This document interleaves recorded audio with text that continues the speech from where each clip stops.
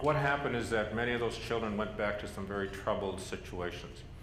And when we talk about reconciliation, we have to think about reconciliation in a number of different aspects.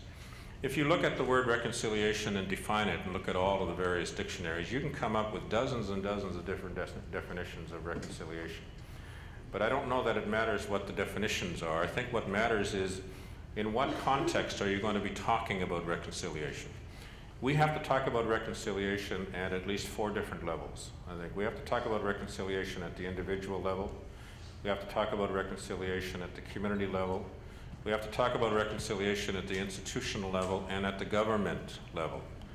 And in each of those cases, it may be that we're talking about reconciliation that involves different processes and different approaches. But the first thing I think that we have to talk about, and that as a commission, I think we are committed to trying to do, is we're trying to get the individuals who are involved in these conversations about reconciliation to ask themselves and answer for themselves this one question. What is it that you want to attain by doing this? What's the nature of the relationship that you want to have with the other party to the reconciliation discussion? You have to ask yourself that question. You have to be clear about what you want out of this discussion. Government has to be able to state what they expect from a reconciliation initiative or process.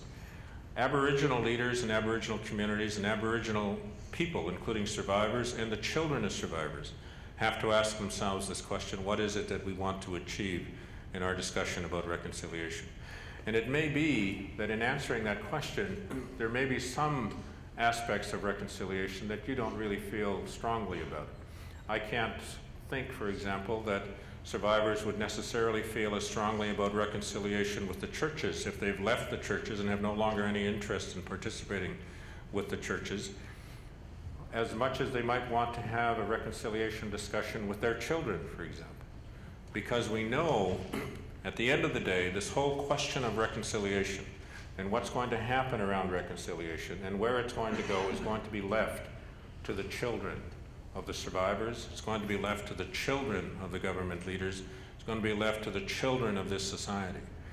And so our children need to be educated about all of this history.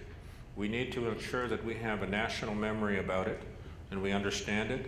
But in addition to that, we also have to have a clear statement from all of the parties who are involved in this discussion about what they want to achieve in a reconciliation discussion before that reconciliation discussion can have any merit. And if the reconciliation commitment is that we are going to continue to have a relationship, then what's the nature of that relationship going to be?